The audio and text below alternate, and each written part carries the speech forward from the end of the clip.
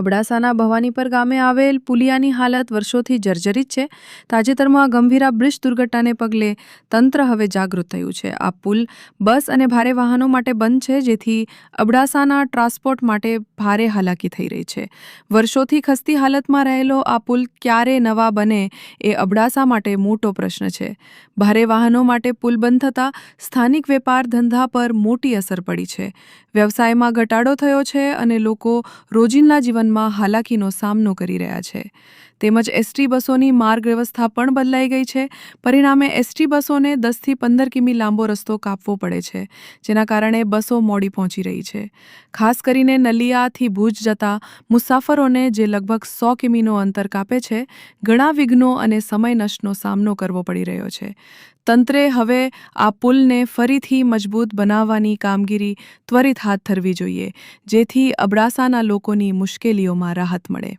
મહીસાગરનો Gambhira bridge જ્યારે તૂટ્યો એ બાદ આખા ગુજરાતમાં જે જર્જરિત બ્રિજો છે, જે 50 વર્ષ 40 વર્ષ જૂના બ્રિજો છે, એમને તંત્ર દ્વારા ભારે વાહનો માટે બંધ કરી દેવામાં આવ્યું છે. હવે 40 વર્ષ 50 વર્ષ જૂના જે બ્રિજો છે એવામાંથી એક કચ્છ, અને કચ્છનું ખાસ મથક એટલે અબડાસાનું એક બ્રિજ છે, ભવાનીપર ગામ નજીક આવેલું.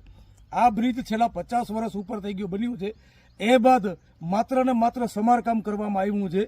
અહીં આગળ આ પુલનું કામ આજની તારીખમાં ચાલુ નથી થયું. આ ગંભીરા બ્રિજ પડ્યું એ બાદ અહીંયા કને આ જે લોખંડના પાઇપ લગાવવામાં આવ્યા ભારે વાહનો બંધ કરવા માટે, એથી પહેલા અહીંયાથી ભારે વાહનો ચાલતા હતા. અને આજે અહીંયા પુલની હાલત પણ એકદમ ગંભીર છે, એકદમ તૂટેલું ફૂટેલું અને થીગડા લગાવેલી હાલતમાં છે.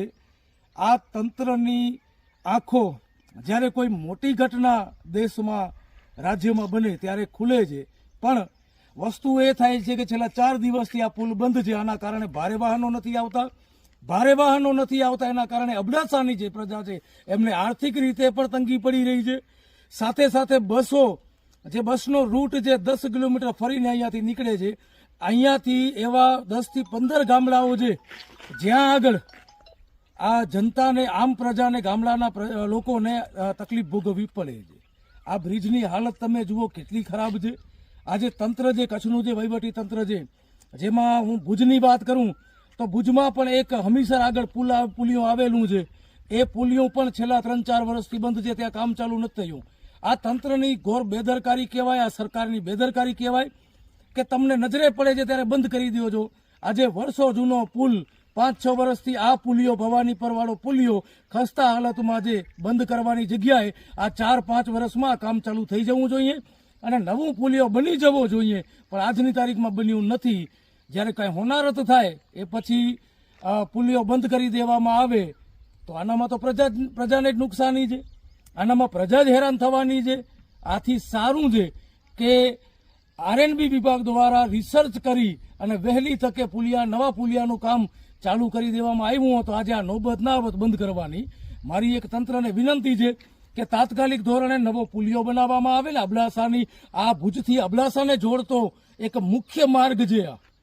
આ એવું નથી કે કોઈ ગામડાને જોડે છે, ભુજથી અબડાસાને આખા તાલુકાને જોડતું મુખ્ય માર્ગ જે તંત્ર પાસે મારી માંગ છે. અને તાત્કાલિક ધોરણે દરિયામાં જો પુલિયા બની શકતા હોય તો આ તો માત્ર એક નાનો ડેમ છે. અહીંયા આગળ પણ આ સિઝનમાં પુલિયાનું કામ ચાલુ થઈ શકે એમ છે. તંત્રને વિનંતી છે તાત્કાલિક ધોરણે આ પુલિયાનું કામ ચાલુ કરવામાં આવે, જે થકી અબડાસાની જે જનતા છે એને હેરાનગતિ ન થાય.